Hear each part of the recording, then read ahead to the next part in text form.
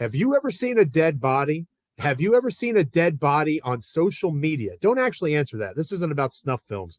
As much as we can agree to disagree or agree to agree that Draymond Green is annoying as a Grizzlies fan, perhaps, very good at being a pest on the field, much like Dillon Brooks.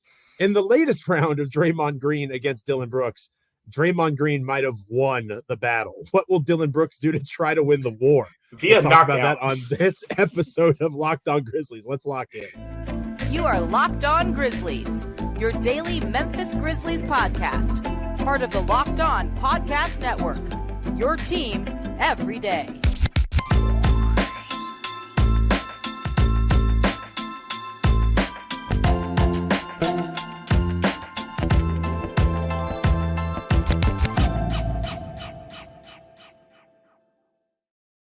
Welcome back to another episode of Locked On Grizzlies. I am your co-host, Ja Mullinax. So wonderful to be able to say co-host because Damichael Cole is with me, the dynamic duo, back riding together again. And we're so glad that you're with us on this Thursday edition of Locked On Grizzlies. We are proud members of the Locked On Podcast Network, your team each and every day. We are free and available wherever you get your podcasts. You can also check us out over on YouTube. Like, comment, rate, review, subscribe. We've had another solid week over there, Damichael. I don't know if you've seen that or not, but we've had another good week on YouTube. The show continues to grow, and Damichael and I are very grateful for that. So keep checking us out, making us a part of your Memphis Grizzlies and NBA content consumption experience. Damichael, my friend. Oh, it was bad. It was bad, Joe. Damichael and I message back and forth on an almost daily basis. What are we going to talk about the next time we're together, figuring out our schedules? He's busy, obviously, especially at night with covering the Grizzlies and games. I'm busy during the day because of my day job, So Damichael and I talk pretty regular. And then the Draymond Green podcast drops. And I can't say exactly what Damichael said back because it's a family-friendly show. Not to put you on blast, my partner. But Draymond Green drops this just complete and total. It was almost like 8 Mile, like B Rabbit at the end of 8 Mile, just completely destroying. I know everything this man is about to say against me. Line by line, bar by bar. But he did it like in the inverse, right? He flipped it. Like literally everything bad you could say about Dillon Brooks, except maybe, I don't think he talked about his shooting numbers, but I think the biggest line, and again, it goes along with the trash talk relationship going into Grizzlies Warriors tonight. The biggest line for me, Damichael, was the reality of him saying, or the potential reality of the Grizzlies dynasty starts after you, not with you. Now, I took that as a Grizzlies person that Draymond Green is predicting an NBA championship next season because you and I, especially me, in fairness, I don't want to put words in your mouth, I have stood on the chair for Dillon Brooks and said I would pay him $80 million over 4 years. That looks really bad right now. Oh, it looks really bad right now. How Dillon Brooks has played. But at the time, when the Grizzlies were winning, it looked a lot smarter than it currently does. I'm not going to back away from it because I'm not that guy that flip-flops. But I would not be surprised at this stage if Dillon Brooks is not a Memphis Grizzly in 6 months. All that being said, I took it as Draymond predicting an NBA championship for the Memphis Grizzlies in the not too distant future. But that line, again, you said it before we started recording, Damichael, there might be a fight in this game tonight between Draymond Green and Dillon Brooks because Draymond Green went in on DB. Yeah, and first, before I get to that, Joe, look, we all know you like to stand on your points. But look, Joe, sometimes it's okay. Just say 60 million now. We can work with you.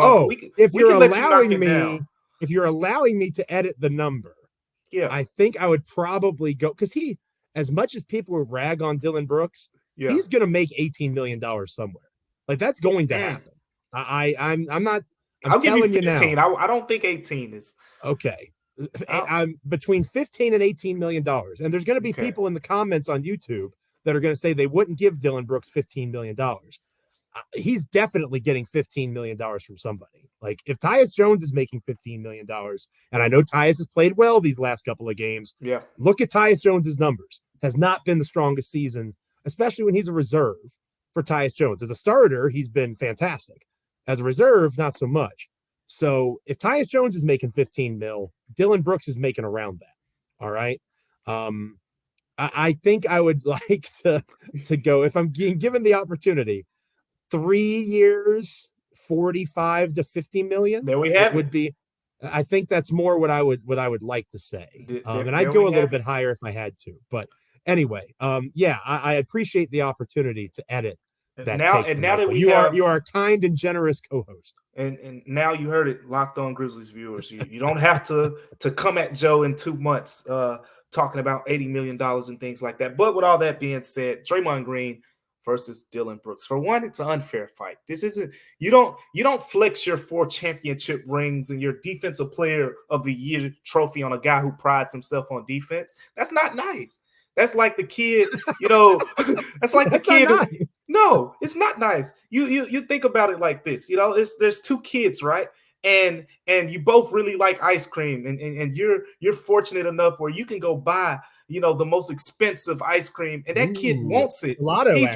He's working hard, right? He's working hard. That kid is Dillon Brooks. Dillon Brooks, he has a day job. He's working hard to get that defensive player of the year. And Draymond Green is just like that little kid is like, nanny boo-boo, you can't get this. Like, man. It's mean, Joe. It's mean. But you know what? Some people will say Dillon Brooks did this to himself. Dillon Brooks is one who is not ashamed to say however he feels in any given moment.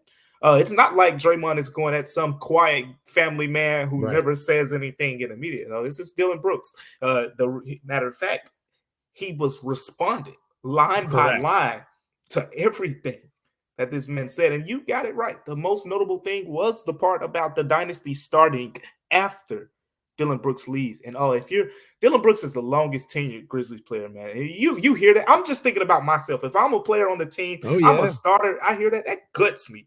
Like, you can try to act all tough. I don't care what these guys say.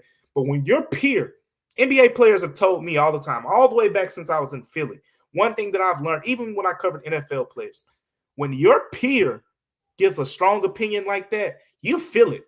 When the fans say you suck and, you can't play man-to-man defense, you can't make shots, you don't care. You've never played at this level. You don't know what you're talking about. When someone like Draymond Green, a former defensive player of the year, says that basically you are the person holding the team back from winning the championship, and he has 4 of them. So he knows a thing about championships. That's tough, Joe. That's tough, but I'm looking forward to this game. Yeah, it just got a lot more interesting, and we'll talk more about the game later on in the show, obviously. It's going to be fascinating to watch unfold. And, the interesting thing, you fairly point out that it was in response to an interview that Dillon gave, right? Draymond kind of got poked first. Yeah. I know you know this, but at the same time, if we know anything about Dillon Brooks, it's not like he's like, oh, Draymond, you got me. I guess I'm going to stop talking now. No, Dillon Brooks is going to double down. Dillon Brooks fears nothing. Maybe he should. We'll be talking tomorrow. Yeah, we'll be talking tomorrow about what he says back. Guaranteed. Or what he does. Like, again, like you and I were talking about before the show started going. If you and I were playing pickup ball and somebody said something like that to us in the middle of the game, like, we might have to fight, like, right then and there. Like, there's you got to get a chest bump, a shoulder bump, or something, and that sort of stuff. So maybe that won't really happen here. But there's got to be something, right? There's got to be. There might be like a Draymond Green, Dillon Brooks match at WrestleMania in 4 weeks. And Draymond is one of those smartest guys. We think of IQ. He knows exactly what he's doing. There might be a part of his brain somewhere deep in there where he's just thinking levels above most of us. And he's saying, I know he has 16 technicals and he's trying his hardest not to get that 17th and that 18th and get suspended more games. Let me test him out. Because now I'm thinking, how in the world does Dillon Brooks not get a technical in this game? I mean, there will be a point where they're guarding each other. And Dillon Brooks, you know anything about Dillon Brooks, that shot's going to go up.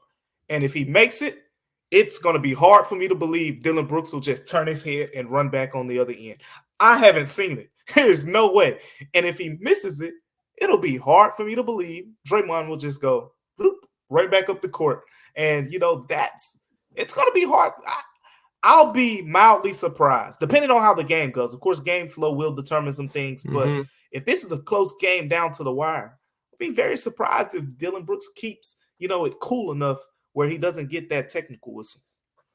If there was a prop bet on FanDuel, official betting partner of Locked On Grizzlies, there's a prop bet on FanDuel for the likelihood of a technical from Dillon Brooks. I think I'm taking the over on the technical. I think it's coming. I hope I'm wrong, because Dillon, even though, again, we can talk more about the future of Dillon Brooks on future episodes of Locked On Grizzlies, but I think that, that's going to – the biggest, toughest insults, even when you're just talking trash with someone, like they have a hint of truth.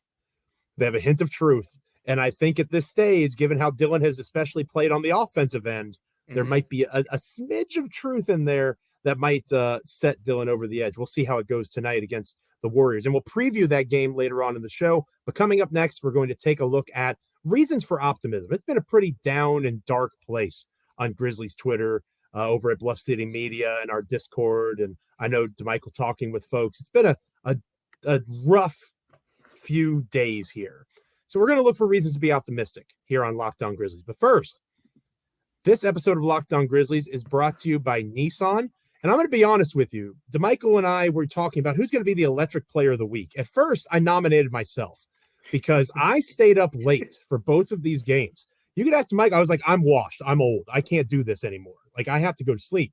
I stayed up for both of these games, did the Locked On Nows over on social media, and I watched them collapse twice on national television as I wanted to sleep. So I wanted to nominate myself for the most electric player of the week from Nissan. But Damichael and I, cooler heads prevailed. We decided on Tyus Jones. Tyus Jones has really impressive performance as a starter this season, like we talked about. Really helped keep the Grizzlies in both the Clippers and the Lakers games in Los Angeles. It was an electric performance from him, especially from three. That 20-point quarter that he had against the Clippers in the third quarter was massive. It was fierce. And his game is so elegant when he's really going and he feels it. And he just has a real kind of rhythm with the game itself. It's a lot of fun to watch. And it's a really cool skill set that he delivers when he's on. And it's the same kind of thing with the Nissan Aria. It's the perfect SUV crossover. The 2023 Nissan Aria packs pin-to-your-seat power and premium intelligence all in one EV. The all-new, all-electric 2023 Nissan Aria, the EV for people who love to drive. Shop now at nissanusa.com. We're going to be positive here. We're going to look at hope on this episode of Locked On Grizzlies. Coming up next, stay with us. Welcome back to Locked On Grizzlies. I am your co-host, Ja Morant, joined by the wonderful, the talented, the very suave, the never tired, always able to stay up late, Damichael Cole over at the Commercial Appeal, covering the Memphis Grizzlies as their beat writer for that publication. I wrote over at my new spot that I'm a Grizzlies columnist, Bluff City Media, and you should be a subscriber to Bluff City Media. If you're not already, what are you doing? The AAZ tournament is starting. We cover the Memphis Tigers better than anybody. Obviously, Grizzly Bear Blues has now become part of Bluff City Media. So you can join today, 10-day free trial, get all the insider qualities, look for a reason to get an annual subscription. And if you get an annual subscription, use the promo code Mullinax, help your boy out, and become an insider and check out my work and the great work of Parker Fleming and so many other folks over at Bluff City Media. Now that Grizzly Bear Blues, which I have kind of rejoined, technically I work for Bluff City Media, but GBB is a part of that now. Anyway, check out our work, bluffcitymedia.co. My latest piece that dropped on Wednesday focused on Emily Dickinson. And every once in a while, Damichael, I get into my bag of poetry. I'm a softie at heart. I'm a poet. Oh, okay. If you didn't know it. And Emily Dickinson has a poem about hope. And it's a poem that talks a lot about, even in the darkest times, the worst storms, hope. You can hear it compares it to a bird. And, you can hear the song of hope, and hope never asks anything of you. It's free, and it can be freeing at the same time. And that just really spoke to me because in the darkness that was the last several days for the Memphis Grizzlies, both on and off the floor, like in a normal situation, Damichael, Brandon Clark blowing out his Achilles would be a massive story. Like, that is a really important thing that we have. I know you've talked about it a little bit. I've talked about it a little bit. You could do an entire episode about how that is a nightmare for the Memphis Grizzlies. And it's a nightmare for Brandon Clark in terms of what he does well as a basketball player. But because of the Ja Morant stuff, it just has kind of been pushed to the back burner. So I would make the argument that this was the worst road trip in the history of the Grizzlies franchise. I'm sure they've had worse win and loss differentials, but in terms of what they've lost beyond just wins and losses, I was inspired to try to find some hope. So I think that there are reasons to be optimistic about this team. We talked about Tyus Jones a moment ago with the Nissan Aria read, the idea of him being a better starting point guard than he is a reserve point guard. We talked about, Steven Adams eventually returning. Maybe you have a little bit more insight on that we can talk about throughout the show. He's out again for tonight's game against the Warriors. But Adams will eventually be back. There has to be something that we can latch onto, that fans can latch onto, to feel optimistic about a team that, a month ago we thought maybe could catch the Denver Nuggets for the number 1 seed in the Western Conference. And now, if you look at the standings, the Sacramento Kings have, for the moment, gone past the Grizzlies for the number 2 seed. Memphis is just trying to keep a home playoff series at this point. It's a drastic difference. I was looking at it. It was January 17th, Joe. January 17th, the Grizzlies were 30-13. The Denver Nuggets were 30-13. At that point, it was, wow, well, they still have a game against the Nuggets, and they have a chance to overtake the Nuggets. Now, no chance. Zero chance. That's done. Zero chance. That's done. And now, Sacramento Kings, a team that's good at home and on the road. A historically great offense, like literally the best offense in NBA history as of this recording. Yeah, Mike Brown, baby.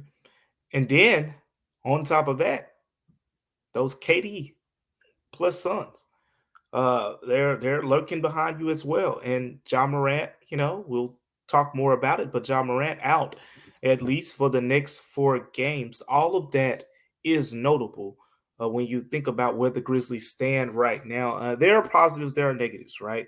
And it's just like it is with every situation. Xavier Tillman, I will say this. To his credit, we talk about how big of a loss Brandon Clark is. Big loss. Don't get me wrong when I say this. But if you go from the point where Steven Adams got hurt until Brandon Clark got hurt, you can make a strong argument, a very strong argument, that Xavier Tillman played better than Brandon Clark over that stretch. Oh, yeah, I would agree with that completely. Exactly. So now that with that being the case, Steven Adams will eventually be back. We'll clean up some of these things, right? We talk about all these missed shots. And it's funny because Steven Adams, when you think about any time he's asked, Joe, you've heard it, ask him, how are you such a good offensive rebounder? How were you able to get so many offensive rebounds? And he always jokingly says, well, it's because, we miss a lot of shots. It just means we're missing too many shots. And my dad used to say, there's truth in every joke. And now we're seeing the truth. And my dad also used to say, what makes you laugh makes you cry. it made us laugh for a while, Steven Adams, and now everyone's like, oh, please, when is he coming back? We've seen the fan base ask for more clarity, right? We've talked about it time and time again. When guys get to 5-on-5, usually within a week, Danny Green's case was a little bit different, but usually within a week, they're back. But with this right PCL knee sprain, all I can add there is the last step for him is some medical testing things. That's what we know at this point. I don't know exactly what the medical test is that he has to pass, but the Grizzlies aren't going to play him until he passed those tests. We've seen him run at practices and stuff like that, run, the little the stairwell thing and all that, and he looks physically like he's well on his way. But the Grizzlies, again, we've seen it time and time again, whether it was Jaren Jackson Jr., Zaire Williams, Ja Morant, Desmond Bane. You know how this medical staff works, Joe. They take their time and they make sure. And as we talked about over the course of this season, when guys have had knee soreness, thigh soreness, shoulder soreness, and they've missed games, they're playing the long game. Taylor Jenkins has made that very clear. We saw this team break down in the playoffs last season. They have a goal in mind to be fully healthy, playing their best basketball around that time. And that goal is still achievable at this point. It is still achievable at this point. We live in an instant gratification society, right? Oh yeah, social media, baby. Very much what our society has become. I think you're exactly right that the Grizzlies have done well enough that it's not like they're going to fall out of the playoffs, right? Like they're almost certainly not going to fall out of the top 6 teams. Worst case, if they've lost 10 games in a row or something, they'd likely still be the 6th seed, right? So I don't know that that's going to happen. I don't think that's going to happen. But the point I'm trying to make is there's reasons for hope in terms of Tyus, Xavier Tillman. That front court depth is massively important. Yeah, it helps now, right? Maybe you depend on Santi Aldama a little more than you'd like to in a playoff series now. But at the same time, you have that depth, and there is the eventual return of not just Steven Adams, but Ja Morant, his suspension or his time away from the team, however you want to phrase it, extended to 4 games. We're going to talk more about that and preview Grizzlies Warriors next here on Locked On Grizzlies. But first, this episode of Locked On Grizzlies is brought to you by everybody's favorite delicious treat without all the fat and calories, Built Bar. I'm still working on getting ready for my 10K next month, and I'm still trying to cut a few of those holiday pounds. Yeah. I'm trying to do it with Built. Healthy is actually tasty. They have 100% real chocolate. That's right, real chocolate. They come in flavors like churro, peanut butter brownie, coconut almond, which is my personal favorite. It tastes like a candy bar while maintaining amazing macros. We're talking 130 calories, 4 grams of sugar, 17 grams of protein. And you don't have to wait around. You can still go to Built.com and place your order there right now. But if you want to get them even faster, you can go to your local Walmart. You can get a 4-bar box of cookies and cream, double chocolate, coconut puffs, or if you're really hungry, you can go to your local Sam's Club, get a 13-bar box with hit flavors like brownie batter and churro. Thank Damichael and I later.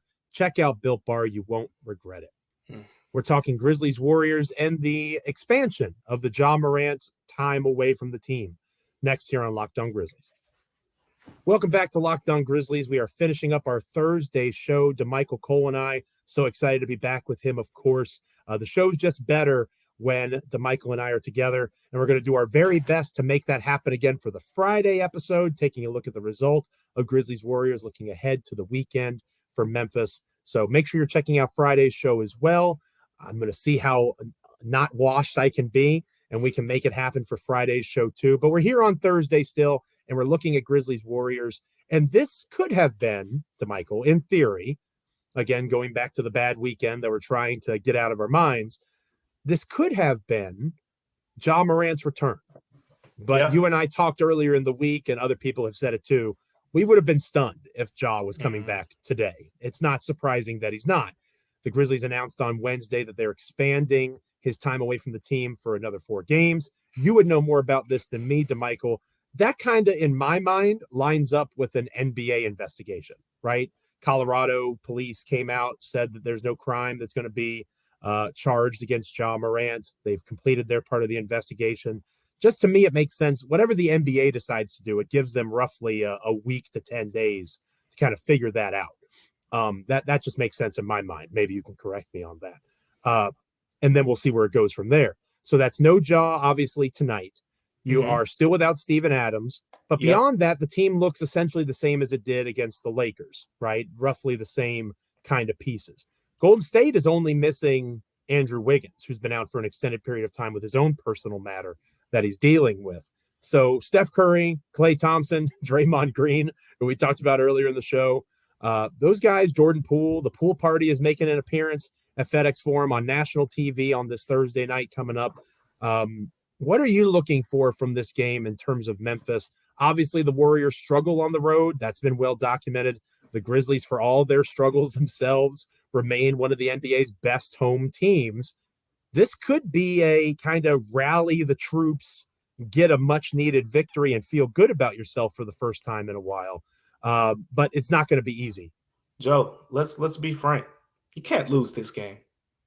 It's as close to a must-win as you could have. You can't lose this game. Golden State. I agree. Golden State sucks on the road. They're really bad on the road. I mean, and when I say they suck, we're talking 7-25. This is This is Houston Rockets, San Antonio Spurs bad. Yeah, on the road. Bad. This is the 27th worst road record in the NBA. They don't win games on the road. The Grizzlies, yeah, you're without Ja. But guess what? I think without Ja, you should still be better than teams like the Oklahoma City Thunder and the Portland Blazers, other teams who have beaten Golden State at home on their floor. So with that being said, this is still a game that you should win. Why is Golden State so bad on the road? A lot of people may ask. What is it? Defensively, they are abysmal in those situations. And with that being said, the Grizzlies offense, the way we've seen them play, remember the Tyus Jones, was it the Tyus Jones first start? I think it was game 5 it was when the Grizzlies went bonkers. Someone asked the question, when the last time the Grizzlies played a home game against Golden State without Ja Morant? It was a blowout. It was a beatdown. Tyus Jones started that game. The ball was moving. Jaren Jackson Jr. feasted. I think that was the game where Draymond said we had no answer for Jaren Jackson Jr. And they made the switch in game 6 to put Draymond Green on him. And then they did have an answer. But all those things considered, there is a method. There is a blueprint to beating Golden State in this situation. The Grizzlies have done it before. They can win this game. I think they should win this game simply because Golden State doesn't win on the road. Golden State has lost 7 consecutive road games. How bad would it look for the Grizzlies to be the team after they've already lost 2 games to Golden State? After Draymond Green, as a teammate, we haven't talked about that perspective of this situation. As a teammate, if you hear someone get on your teammate like that, your longest tenured Grizzlies player, I'm going hard for him tomorrow. You're not trying to let Draymond Green double down on that after tomorrow. You go hard and you fight for your teammate, and that's what they should do tomorrow. It would look bad to me. And some people may think, oh, Damichael, you're over-exaggerating. It's just, one game. Yeah, that's true. But I'm thinking of the optics. I'm thinking of this guy comes to Memphis, strategically posts this podcast right before the game against the Grizzlies and talks down one of your starters, basically says he's not a championship player after multiple teammates on his teams have backed him up saying they could win with him. Now y'all got to show it. Y'all got to show it. Y'all got to back him up. Y'all got to back Dillon Brooks up. And Golden State is not good in these situations. No. So you got to win this game to me, Joe. That's how I'm looking at it. I agree with you completely, and I was going to say it if you didn't say it. So we're on the same plane like we normally are. Every once in a while we disagree on Dillon Brooks' contracts, but I agree with you completely. To me, if you want to show what Dillon Brooks means to this team, you do exactly what you just said. Yeah. You go out there and you play your ass off because Draymond Green just gave you the ultimate bulletin board material. And again, I don't, Dillon started it, right? Like, I'm not weeping tears over here for Dillon Brooks. He poked the bear and he got a response that he probably deserved to get. So I'm not feeling bad for Dillon Brooks in that way. But when you are in this situation, and we've talked about throughout this episode, the difficult week that this organization has had, you have underachieved to this point, right? Over the last month or so, it's been a rough, especially the last couple of weeks. It's been rough, right? You have here's an opening. This guy just went out and completely destroyed somebody that, again, like you said, you talk all the time about how important he is and how much he means to you. Talk is cheap. This is a time where in front of your home crowd, and kudos to Grizzlies fans, as long as they come out and play hard, nobody's going to get behind this team more than Memphis will. Yep. I think it's going to be a wonderful atmosphere. At least if you're going to the game tonight, make it a wonderful atmosphere for these guys because they need some positive energy and some positive vibes. They can come out with, as long as they play their tails off, the forum's going to be behind them. They're going to have that support, and they got to back their guy. This is somebody that they talk about how important he is to them, how much he matters. Like you said, the longest tenured Grizzly to this stage. This has to be the line in the sand. This has to be that Braveheart Mel Gibson moment where you're just going to go into battle yelling like a crazy person, and you let out all those frustrations and you let out all that anger that these guys feel. If you can't get up for that, I'm not saying I'm not going to say the season's over if they lose this game, because it's not. It's one game out of 82. But if they don't show up, I'm going to be really disappointed. Yeah, it'll be notable. Remember, the last Golden State game, the last two, one you get beat on Christmas, the other you get beat on rivalry week in the last seconds. Yes, there was a legal string, Klay Thompson 3, all that stuff, but you were winning by, I think, double digits in that fourth quarter, at least 7 or 8 points. They had over a 90% win probability rate at one point in that fourth quarter, and you lost that game to the point where you were so embarrassed, Ja Morant and Dillon Brooks didn't want to speak to media in the locker room after that game. This is a redemption. You got 2 games against this team remaining. Starting now, this is your chance to redeem some things, and this is also a chance. We know how Warrior wins roll off here. You beat the Warriors, that might be the start of some momentum in Memphis. A reason to back up the hope that we were talking about a little while ago. So again, Memphis, support these guys. They had a hell of a week. Go out, support them, give them a good cheer. And again, in Memphis, if you play your tail off 99% of the time, unless your name's Nick Kalathis or something like that, people have your back. Or Jeff Green, that type. 2 guys that I unironically loved during their time in Memphis, but I digress. Makes total sense if you've been following the career of myself. Thanks for making Locked On Grizzlies your first listen today. Now make your second listen Game to Game NBA. Every moment, every top performance, every result. Locked On Game to Game covers every game from across the NBA with local analysis that only Locked On can deliver. Follow Game to Game on Locked On NBA, available on the Odyssey app, YouTube, and wherever you get your podcasts.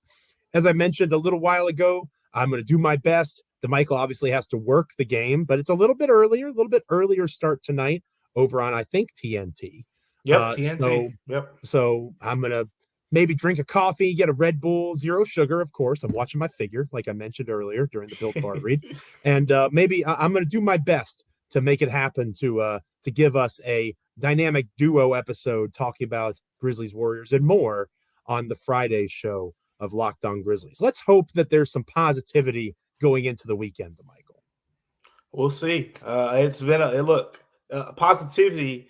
It almost feels like a fairy tale thing right now with the way the thing.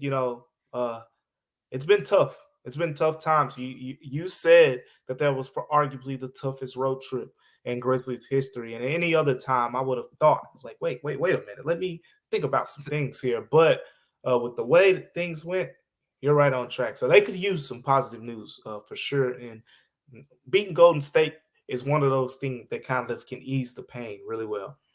Opportunity for a rallying cry kind of win. Let's see if the Grizzlies can pull one out. They are currently an underdog, I believe, over on FanDuel. I think they're 1.5 point underdogs, which is within one possession. That's kind of a toss-up. So I think it should be a good game, a competitive game. Hopefully Memphis is able to pull it out. Thank you so much for making us part of your Grizzlies experience. Make sure you're subscribing, rating, reviewing, wherever you get your podcasts. Make sure you're liking and commenting as well over on our YouTube channel, our YouTube videos. Thank you so much for helping our show continue to grow. It is much appreciated. For the wonderful Damichael Cole, I am Joe Mullinax. We can't believe I'm committing to this. I need to go buy some Red Bulls. We'll see you on Friday. Until then, stay locked in. This is Locked On Grizzlies.